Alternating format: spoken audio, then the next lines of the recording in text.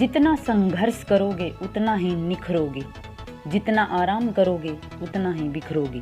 नमस्ते बच्चों, मैं सुगना। आज की वीडियो में हम मनोहर श्याम जोशी द्वारा रचित सिल्वर वेडिंग के दूसरे पार्ट को पढ़ेंगे कि किस प्रकार यशोधर दफ्तर से लौटते समय किसंदा के टूटे फूटे क्वार्टर वाली जगह खड़े होकर उनके साथ बिताए दिनों को याद करते हैं तथा साथ ही अपनी पत्नी व अपने बच्चों के बर्ताव के बारे में सोचते रहते हैं।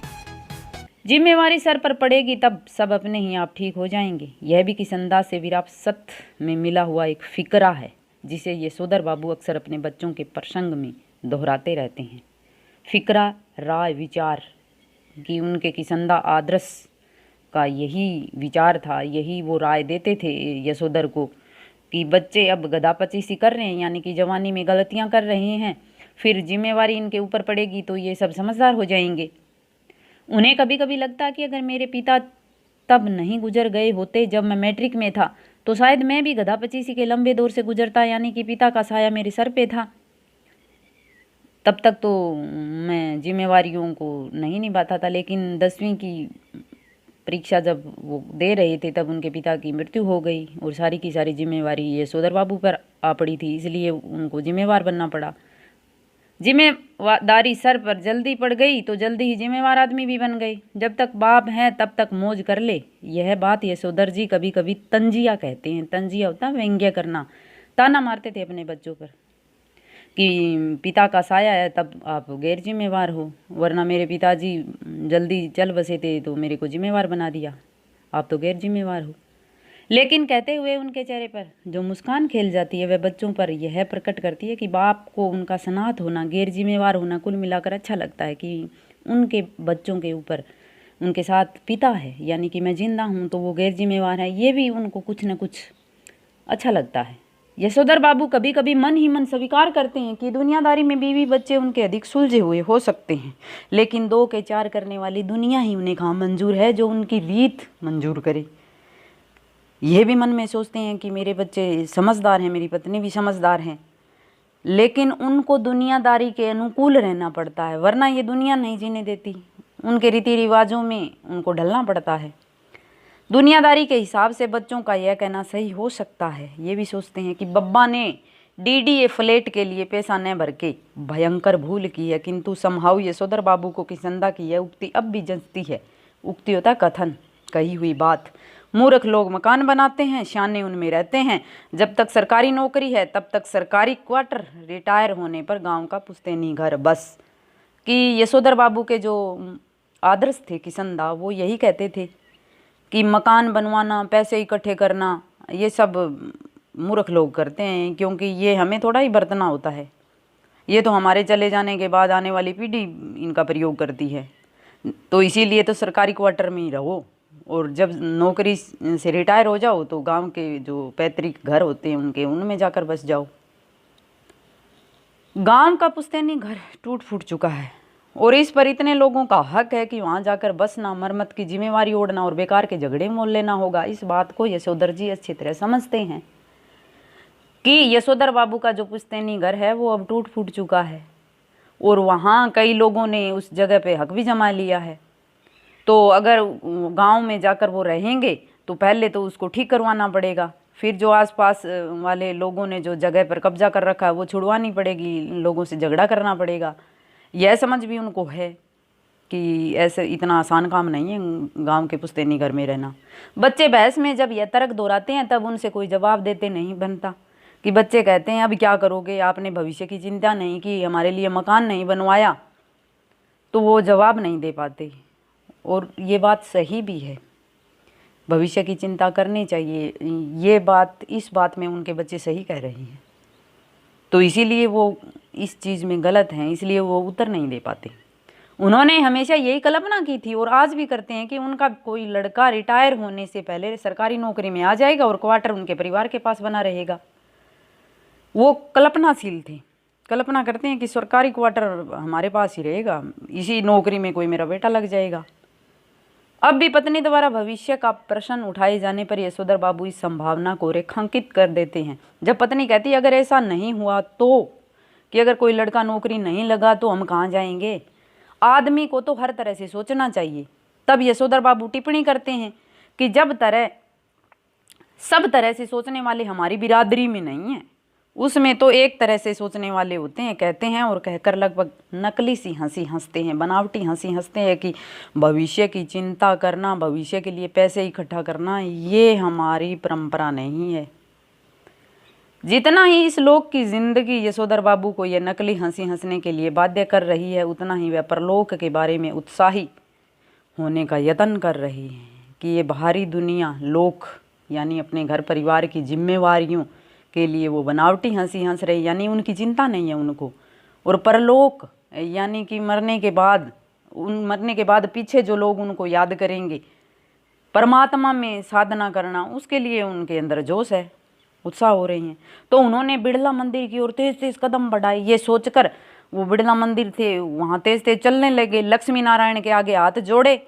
असीक का फूल होता है मंदिर में, भगवान की मूर्ति के अंदर जो प्रसाद के रूप में जो फूल चढ़ाए हुए मिलते हैं, चुटिया में घोंसा और पीछे से उस प्रांगण होता है, आंगन में जा पहुँचे जहाँ एक महात्मा जी गीता पर प्रवचन कर रहे थे, गीता का पाठ पढ़ा रहे थे, वो सुनने के लिए बैठ गए वहाँ। अफसोस आज प्रवचन सुनने में यशोधर जी का मन खास लगा नहीं, लेकिन प्रवचन सुनने में उनका मन नहीं लग रहा था। सच तो यह है कि वह भीतर से बहुत ज़्यादा धार्मिक अथवा कर्मकांडी है ही नहीं, यानी कि मन से वो धार्मिक नहीं है। हाँ, इस संबंध में अपने मर्यादा पुरुष किसंदा द्वारा स्थापित मानक हमेशा उनके सामने रहे हैं। जैसे जैसे उम्र ढल रही है वैसे वैसे वह किसंदा की तरह रोज़ मंदिर जाने, संध्या पूजा करने और गीता प्रेस गोरखपुर की किताबें पढ़ने का यत्न करने लग गए हैं। यानी कि उनका मन तो धार्मिकता में नहीं है, लेकिन वो किसंदा की परंपरा का पालन करते हुए धार्मिक होने का प्रयत्न कर रहे हैं। अगर कभी उनका मन शिकायत करता है इस सब में लग नहीं पा रहा है, तब उससे कहते हैं कि भाई लगना चाहिए, यानी कि पूरी कोशिश कर रहे हैं, मन तो लग ही नहीं रहा परमात्मा में। अब तो माया मोह के साथ साथ भगवत भजन को भी कुछ स्थान देना होगा कि नहीं। नई पीढ़ी को देखकर राजपाट तुम लोग जाओ बाट वन प्रदेश की, यानी कि नई पीढ़ी को, यानी कि अपने बच्चों को राजपाट, ये जिम्मेवारियाँ कि घर की जिम्मेवारियाँ अपने बच्चों को दे दो और आप साधना करो, तपस्या करो। वन प्रदेश में जाने का मतलब है कि भगवान में ध्यान लगाना। जो करते हैं, जैसा करते हैं करें, कि किस प्रकार भी कर रहे हूँ अपना करो, हमारा फ़र्ज़ पूरा है।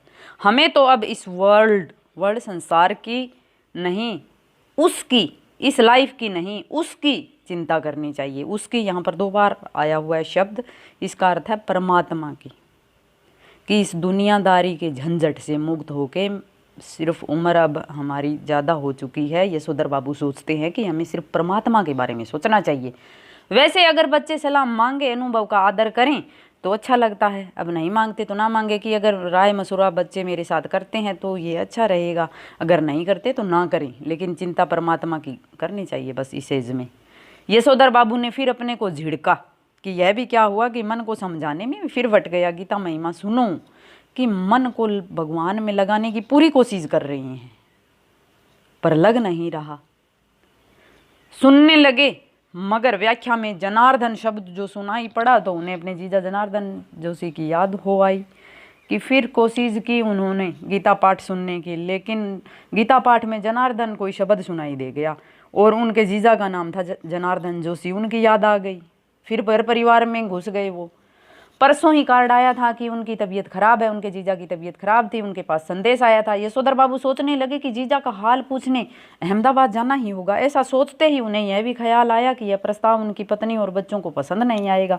उन्होंने सोचा कि उनके जीजा की तबीयत खराब है, मिलना जाना चाहिए मुझे, लेकिन मेरे बच्चे और पत्नी इसको मानेंगे नहीं। सारा संयुक्त परिवार बिखर गया, ज्वाइंट फैमिली थी वो अब बिखर चुकी थी। पत्नी और बच्चों की धारणा है कि इस बिखरे परिवार के प्रति यशोधर जी का एक तरफा लगाव आर्थिक दृष्टि से सर्वथा मूर्खतापूर्ण है।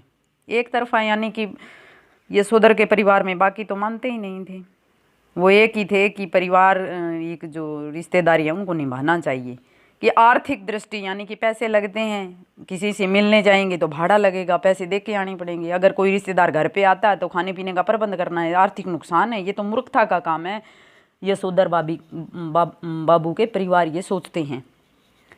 यशोधर जी खुशी गम के हर मौके पर रिश्तेदारों के यहाँ जाना ज़रूरी समझते हैं। वह चाहते हैं कि बच्चे भी पारिवारिकता के प्रति उत्साही हों। बच्चे क्रोध ही होते हैं। ये सोचते हैं कि बच्चे क्रोधित होते हैं और पारिवारिकता के रिश्तेदारी को वो नहीं समझते। अभी उस दिन हद हो गई। किस दिन? जिस दिन यशोधर बाबू ने अपनी बहन के पास जाने के लिए कहा, अपने जीजा से मिलने के लिए। उस दिन की बात कर रहे हैं यहाँ पर लेखक। कमाऊ बेटे ने, कमाऊ बेटे यानी कि नौकरी लगा हुआ था, पैसे कमा रहा था, कह दिया कि आपको बुआ को भेजने के लिए पैसे मैं तो नहीं दूंगा, कि आपका खर्चा मैं नहीं उठाऊंगा, आप वहाँ जा रहे हो तो। यशोधर बाबू को कहना पड़ा कि अभी तुम्हारे बब्बा की इतनी साख है कि 100 रुपये उधार ले सके, कि मैं भी पे नौकरी पे लगा हुआ हूँ, मैं आपसे पैसे नहीं मांगूंगा, मैं पैसे एडजस्ट कर सकता हूँ। यशोधर जी का नारा, हमारा तो सेप, सेप यहाँ साहब शब्द के लिए प्रयोग हुआ है। हमारा तो सेप यानी कौन? किशनदा के लिए वो कहते थे, हमारा तो साहब यानी कि किशनदा उनके आदर्श थे, तो उसके लिए ये वो बात कहते थे। ही ऐसा देखा ठहरा, हमें तो यही परंपरा विरासत में मिली है कि अपने परिवार वालों से मिलने के लिए ये परंपरा है, ये मेरे साहब यानी कि संदा से मिली हुई है। और इस नारे से उनकी पत्नी बहुत चिढ़ती थी। पत्नी का कहना है, और सही कहना है, कि यशोधर जी का समय का देखा हुआ कुछ नहीं है। माँ के मर जाने के बाद छोटी सी उम्र में वह गांव छोड़कर अपनी विधवा बुआ के पास अल्मोड़ा आ गए थे। बुआ का कोई ऐसा लंबा चौड़ा परिवार तो था नहीं जहाँ की यशोधर जी कुछ देखते और परंपरा के रंग में रखते। मैट्रिक पास करते ही वह दिल्ली आ गए थे और यहाँ रहे कुंवारे कृष्णानंद जी के साथ। कुंवारे की गृहस्थी होता है घर परिवार में देखने को क्या होता है, यानी कि आप जो गृहस्थी वाला और जो पारिवारिक रिश्तेदारी की बात कर रहे हो, ये देखी देखी कर रहे हो। आपका कितना लंबा चौड़ा परिवार था जो आप इनकी जिम्मेवारियों को समझें या इनको निभा सकें। पत्नी आग्रहपूर्वक कहती है कि कुछ नहीं, तुम अपने उन किशनदा के मुंह से सुनी सुनाई बातों को अपनी आंखों देखी यादें बना डालते हो। किशनदा को जो भी मालूम था, कि किशनदा को जो बात पता थी वो बात आप धारण कर रहे हो, और वो आपको कुछ पता नहीं है घर परिवार का।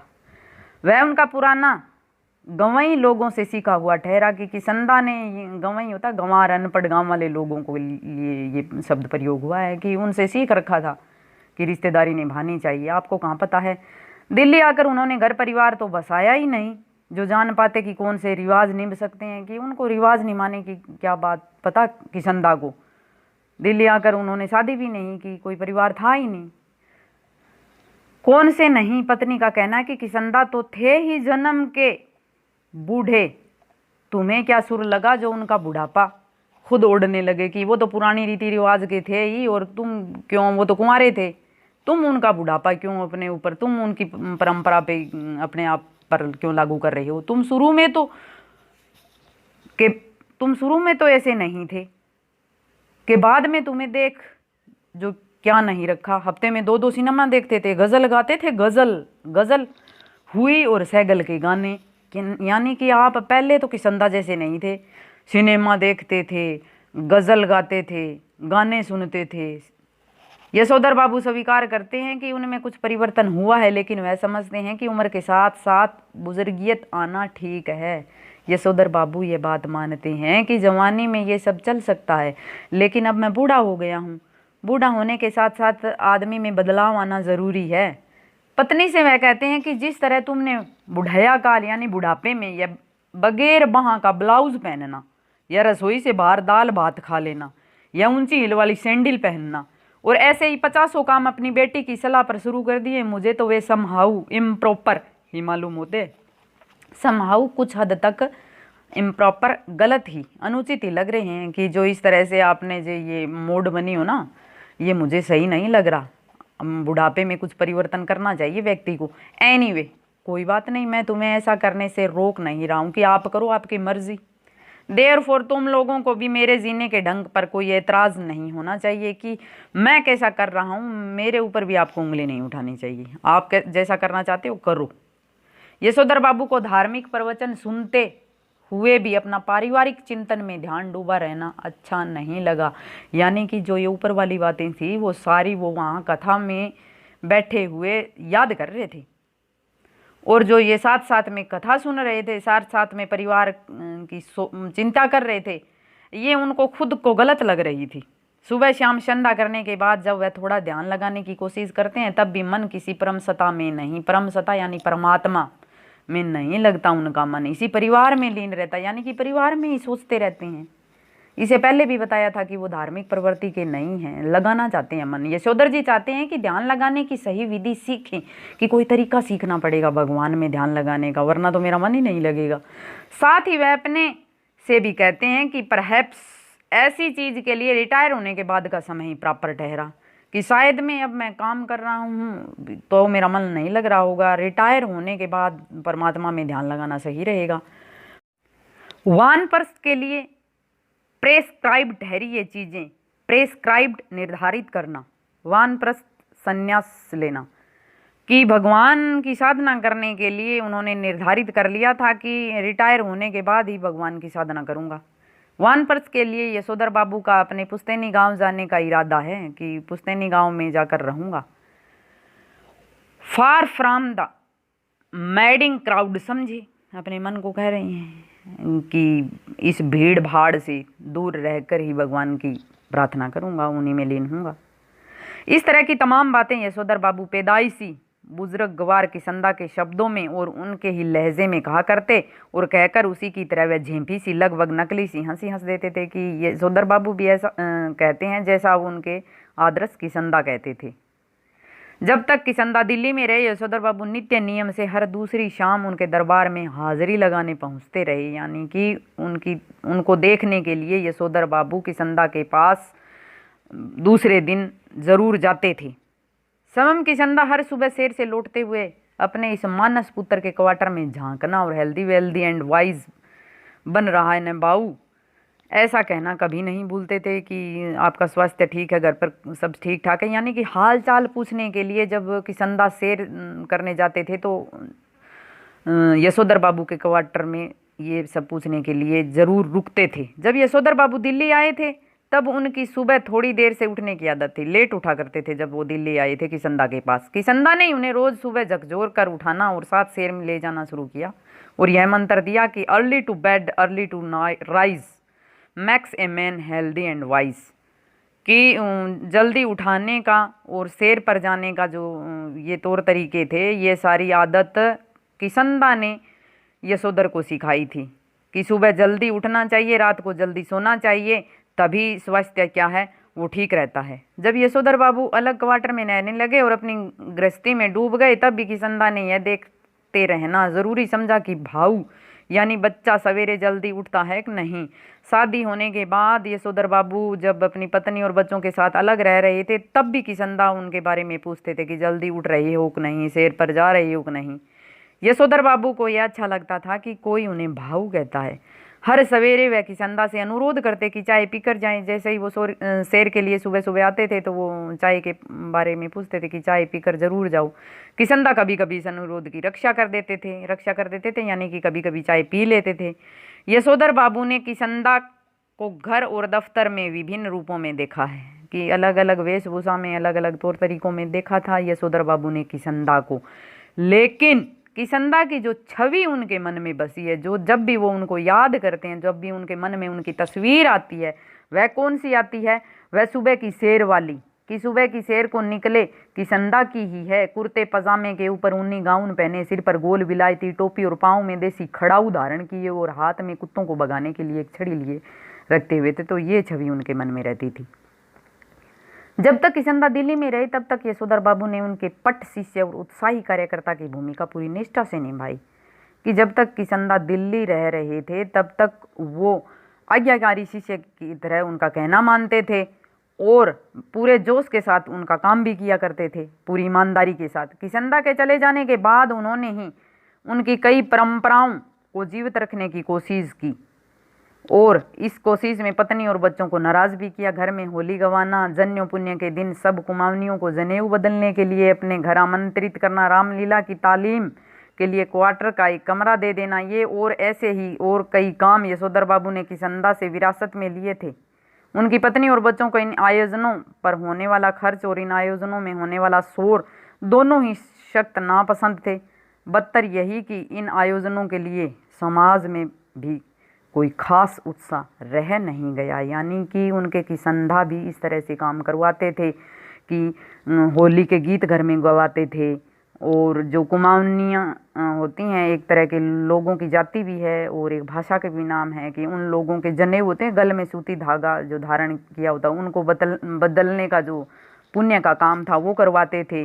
और रामलीला की तैयारी करवाने के लिए वो एक कमरा भी देते थे कि उन लोगों के लिए। तो इस तरह के जो पुण्य वाले काम थे, जो भारतीय संस्कृति हमारी है, उनके रीति रिवाज थे, उनके लिए वो पूरा सहयोग करते थे। और इनके ऊपर खर्चा भी लगता था, शोर शराबा भी होता था, इसलिए उनके घर वालों को पसंद नहीं था। और लेखक ने जो लास्ट में ये बात कही है कि इन आयोजनों का समाज में कोई खास उत्साह रह नहीं गए, यानी कि जो इस तरह से होली पर गीत गवाना और जो इस तरह रामलीला एक एक महीने गांव के अंदर, शहरों के अंदर पहले इनकी तैयारी होना शुरू हो जाती थी, अब तो बिल्कुल हमें देखने को ही नहीं मिलती। यशोधर जी चाहते हैं कि उन्हें समाज का सम्मानित बुजुर्ग माना जाए, लेकिन जब समाज ही न हो तो यह पद उन्हें सब क्यों कर मिले। लेखक बताते हैं कि यशोधर के मन में है कि समाज उनको कहे कि सम्माननीय व्यक्ति है ये, भारतीय संस्कृति इनको कितना बढ़ावा दे रहे हैं, कितना लोक कल्याण का काम कर रहे हैं, लेकिन समाज में जब इस तरह के आयोजन या इस तरह के रीति रिवाज है ही नहीं तो फिर उन्हें सम्मान कहाँ से मिलेगा। यशोधर जी कहते हैं कि बच्चे मेरा आदर करें और उसी तरह हर बात में मुझसे सलाह लें जिस तरह मैं किशनदा से लिया करता था, कि वो उम्मीद रखते हैं कि किशनदा का कहना मैं मानता था, ऐसा मेरा बच्चे हैं वो मेरा माने। यशोधर बाबू डेमोक्रेट बाबू हैं, लोकतांत्रिक है, और हरगिज यह दुराग्रह नहीं करना चाहते कि बच्चे उनके कहे को पत्थर की लकीर समझे। दुराग्रह होता है हट करना, कि वो ये नहीं चाहते कि बच्चे पत्थर की लकीर यानी कि मेरी बात माने ही माने, लेकिन वो कुछ हद तक मेरे से राय ले सकते हैं। लेकिन यह भी क्या हुआ कि पूछा नेता अच्छा, जिसके मन में जैसा आया करता रहा, कि उनके बच्चों को जैसा अच्छा लग रहा है वैसा ही वो कर रहे हैं। यशोधर बाबू अपने बच्चों से कहते हैं, ग्रांटेड तुम्हारी नॉलेज ज़्यादा होगी, कि तुम्हारी जानकारी ज़्यादा हो सकती है, लेकिन एक्सपीरियंस का कोई सब्स्टिट्यूट ठहरा नहीं बेटा। सब्स्टिट्यूट होता है स्थानापन्न, कि जो एक्सपीरियंस, जो मेरा अनुभव है, उसका स्थान कोई नहीं ले सकता।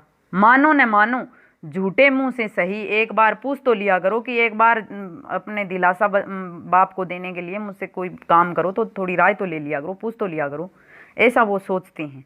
ऐसा कहते हैं यशोधर बाबू, और बच्चे यही उत्तर देते हैं, बब्बा आप तो हद करते हैं, जो बात आप जानते ही नहीं आपसे क्यों पूछे, कि आपको आज के रीति रिवाज, आज के तौर तरीके, आज के बारे में कुछ पता ही नहीं, तो आपसे पूछें क्या।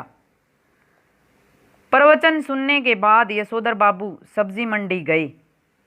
यशोधर बाबू को अच्छा लगता है अगर उनके बेटे बड़े होने पर अपनी तरफ से यह प्रस्ताव करते हैं कि दूध लाना, राशन लाना, CGHS डिस्पेंसरी से दवा लाना, सदर बाजार जाकर दालें लाना, पहाड़गंज से सब्जी लाना, डिपो से कोयला लाना, ये सब काम आप छोड़ दें, अब हम कर दिया करेंगे।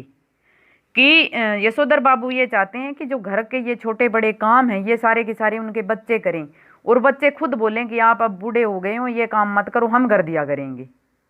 एक आध बार बेटों से खुद उन्होंने कहा भी, एक दो बार कह भी दिया कि ये काम अब आप करो, मैं नहीं करूंगा, तब वे एक दूसरे से कहने लगे कि तू कर ले, तू कर ले।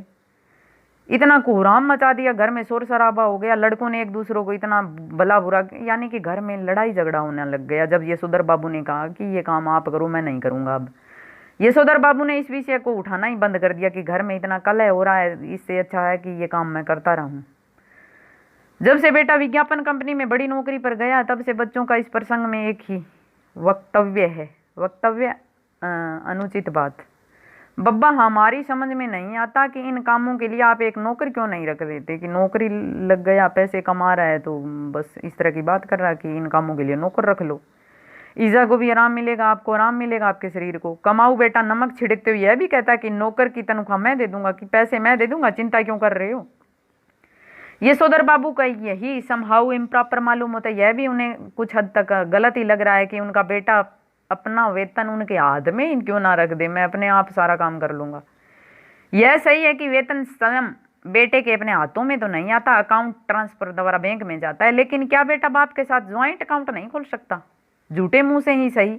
एक बार ऐसा कहता तो इस पर बेटे का अपने वेतन को अपना समझते हुए बार बार कहने की यह काम मैं अपने पैसे से करने को कह रहा हूँ, आपसे नहीं, जो आप नुक्ताचीनी करें, नुक्ताचीनी कमी निकालना, कि अगर पैसे वो बाप को दे देगा तो बाप सारे काम करवा लेगा, लेकिन नहीं, वो तो ये बार बार घमंड दिखा रहे हैं उनका बड़ा बेटा जो विज्ञापन कंपनी में काम कर रहा है कि आप ऐसे कमी मत निकालो, ये सारे काम मैं अपने पैसे से करवा लूंगा।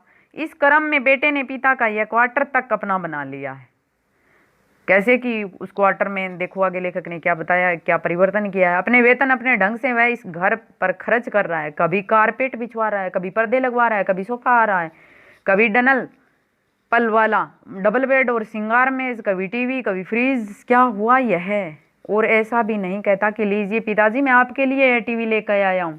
कहता है कि मेरा है टीवी, समझे, इसे कोई न छुआ करें, कि जो सामान लेके आ रहा है अपना ही हक जमा रहा है। ये नहीं कहते झूठे मुंह ही कि मैं आपके लिए टीवी ले आया हूँ, आप समाचार देख लो। क्वार्टर ही हो उसका हो गया, यानी कि सामान इतना उसके अंदर उसके पैसे से आया कि सारा क्वार्टर उसका ही मानो लग रहा है। यह अच्छी रही। अब इनका एक नौकर भी रखो घर में। इनका नौकर होगा तो इनके लिए ही होगा, हमारे लिए तो क्या होगा, ऐसा समझाते हैं यशोधर बाबू घरवाली को। घरवाली से बात कर रहे हैं कि नौकर अगर मैं रख लूंगा तो वो भी इनका ही कहना मानेगा, मेरा थोड़ा ही मानेगा। काम सब अपने हाथ से ही ठीक ही होते हैं, नौकरों को सौंपो कारोबार चौपट हो जाता है, कारोबार चौपट कर देते हैं। नौकर सही ढंग से काम नहीं करते। उनके कहने का तात्पर्य ये है यशोधर बाबू का। कहते हैं यशोधर बाबू पत्नी सुनती है मगर नहीं सुनती, पर सुनकर अब चिढ़ती भी नहीं। कि इस तरह से बच्चों का व्यवहार देखकर उनकी पत्नी को गुस्सा तो नहीं आता, लेकिन वो उनकी बात मानती नहीं है। सब्जी का झोला लेकर यशोधर बाबू खुदी हुई सड़कों और टूटे हुए क्वार्टरों के मलबे से पटे हुए लानों को पार करके सकवायर के उस कोने में पहुंचे जिसमें 3 क्वार्टर अब भी साबुत खड़े हुए थे।